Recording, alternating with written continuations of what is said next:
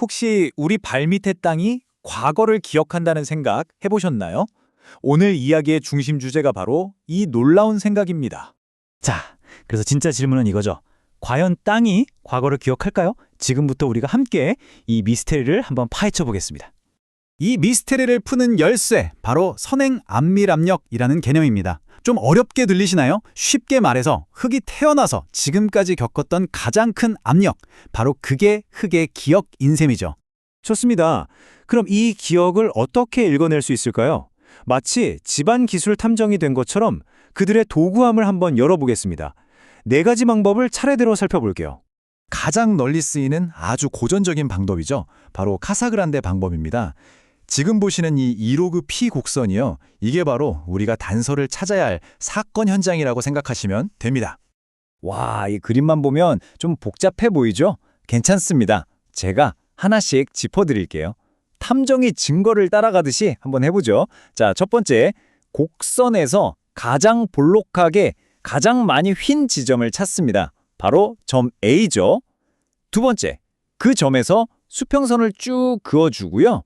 세 번째, 이번엔 같은 점 A에서 곡선에 착 달라붙는 접선을 긋습니다. 네 번째가 중요한데 방금 그은 수평선이랑 접선이 만나는 각, 그 각을 정확히 반으로 가르는 선을 긋는 거예요. 다섯 번째, 곡선 뒤쪽에 거의 직선인 부분을 위쪽으로 쭉 연장해 줍니다. 자, 이제 마지막, 이 연장선이랑 아까 그 각을 2등분한 선이 만나는 지점, 바로 거기가 우리가 찾던 결정적인 단서, 선행 안밀압력 PC가 되는 겁니다. 어때요? 생각보다 간단하죠? 그런데 말이죠. 노련한 탐정은 도구 하나만 고집하지 않잖아요. 그쵸? 때로는 사건 현장, 그러니까 흙의 종류에 따라서 증거가 좀 애매하게 나올 때도 있거든요. 바로 이럴 때를 위한 다른 3가지 특별한 수사 기법도 한번 살펴보겠습니다. 첫 번째 특수 도구는 얀부 방법입니다. 이건 아주 예민한 점토, 뭐랄까 좀 까다로운 증인을 상대할 때 정말 유용한 방법이에요. 카사그란데 방법으로는 결과가 좀 불분명할 때 이 방법이 훨씬 더 명확한 답을 주거든요. 다음은 호세의 방법입니다. 이 방법의 가장 큰 매력은 바로 객관성이에요. 그래프를 로그 스케일로 다시 그리면 신기하게도 곡선이 2개의 직선으로 딱 나뉘거든요. 그 두 직선이 만나는 점이 바로 PC입니다.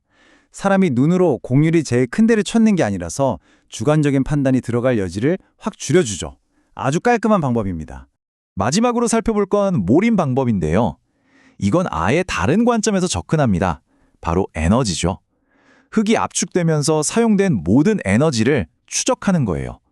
그래서 증거가 조금 훼손된 상황, 그러니까 채취한 흙 시료가 좀 교란되었더라도 다른 방법들보다 훨씬 믿을 만한 결과를 줍니다. 자, 이렇게 기억을 이끄는 방법을 알아봤으니 이제 궁금해지죠. 도대체 이 기억은 왜, 어떻게 생겨나는 걸까요? 땅의 기억에 얽힌 지질학적 뒷이야기를 한번 파헤쳐 보겠습니다. 흙에 이런 기억이 새겨지는 원인은요, 크게 3가지로 나눠볼 수 있습니다. 첫째, 물리적인 무게 변화. 둘째, 물의 압력 변화. 그리고 마지막으로 시간과 화학작용에 따른 변화입니다. 역학적 원인은 이해하기가 제일 쉬워요. 상상해보세요. 아주 먼 옛날 이 땅 위에 거대한 빙하가 덮여 있었거나 아주 두꺼운 흙이 쌓여 있었다고 말이죠. 그러다가 세월이 흘러 빙하가 녹거나 흙이 깎여 나갔어요. 그럼 지금 땅이 받는 압력은 줄었겠죠? 하지만 흙은 과거에 짓눌렸던 그 어마어마한 무게를 그대로 기억하고 있는 겁니다. 수리적 원인은 약간의 마술 같아요. 이것도 과거로 가볼게요. 어느 시절엔가 지하 수위가 지금보다 훨씬 낮아졌다고 쳐보죠. 그럼 흙 입자를 위로 밀어주던 물의 부력이 사라지니까 흙 입자들끼리 받는 압력은 엄청나게 커집니다. 나중에 지하 수위가 다시 원상태로 돌아와도 흙은 이미 그 가장 힘들었던 시절의 압력을 기억 속에 저장해버리는 거죠. 마지막은 어떤 거대한 힘이 아니라 시간과 화학이 조용히 만들어내는 변화입니다. 먼저 연륜 효과라는 게 있는데요. 이건 수천, 수만 년의 세월이 흐르면서 흙 입자들이 저절로 더 촘촘하고 안정적인 구조로 자리를 잡는 현상이에요. 또 교결작용도 있습니다. 자연에 있는 화학 물질들이 마치 풀처럼 흙 입자들을 서로 단단하게 붙여버리는 거죠. 이렇게 보이지 않는 힘들이 흙의 강력한 구조적인 기억을 남기게 됩니다. 자, 지금까지 원인까지 다 파헤쳐 봤습니다. 그럼 이제 가장 중요한 질문에 답을 할 차례입니다. 그래서 이 땅의 기억이 대체 왜 중요한 걸까요?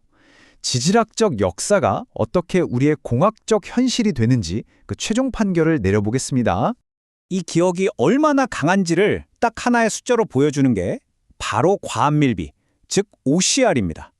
공식 아주 간단하죠? PC를 P0로 나눈 값, 즉 과거의 기억을 현재의 압력으로 나눈 거예요.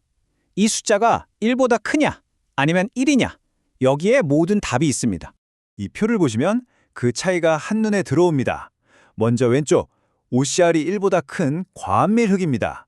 이 친구는 과거에 더 큰 압력을 견디는 녀석이라 지금은 아주 단단하고 강해요. 그래서 그 위에 건물을 지어도 거의 가라앉지 않죠. 아주 믿음직스러운 땅입니다. 반면에 오른쪽, OCR이 1인 정규압밀 흙은 정반대예요. 이 녀석은 지금이 생애 가장 힘든 순간입니다. 그래서 아주 무르고 약하죠. 여기에 조금만 무게를 더해도 푹 꺼져버릴 수 있어요. 핵심은 이거예요. 모든 땅이 똑같지 않다는 것, 그리고 그 땅의 기억이 미래의 안정성을 결정한다는 사실이죠. 엔지니어들은 이 차이를 절대로 놓치면 안 됩니다. 그리고 그 공학적인 차이는 이 공식 하나에 압축되어 있습니다. 땅이 얼마나 가라앉을지를 계산할 때 쓰는 계수인데요. 단단한 과밀 흙의 제압축지수 CR은요, 물은 정규암밀 흙의 압축지수 CC의 약 10분의 1밖에 안 돼요. 이게 무슨 뜻이겠어요? 하중을 견디는 힘이 무려 10배나 차이 난다는 겁니다. 엄청난 차이죠. 만약 이 기억의 존재를 무시하면 어떻게 될까요? 단단한 땅을 무른 땅으로 착각해서 치마량을 무려 10배나 과하게 예측하게 되는 겁니다. 그 결과는요, 수백만, 수천만 달러를 불필요한 기초공사에 쏟아붓는 정말 어처구니 없는 설계로 이어질 수 있는 거죠. 실제로 우리나라 서해안의 점토 지반이 아주 좋은 예입니다. 과거에 특별히 무거운 게 있었던 것도 아닌데 오랜 세월과 화학작용 덕분에 겉보기, 과압밀 상태가 된 거죠. 겉으로 보기보다 훨씬 단단하다는 뜻입니다. 이런 지질학적 특성을 정확히 아는 것이 바로 우리 주변의 도로나 다리, 건물을 짓는 데 직접적인 영향을 미치는 겁니다. 자, 오늘 이야기를 마무리하면서 마지막 질문 하나를 남겨두고 싶습니다. 우리 눈에는 그저 평범한 흙으로 보이지만 지금 여러분이 서 있는 바로 그 땅 속에는 과연 어떤 기억이 수만 년 동안 잠들어 있을까요?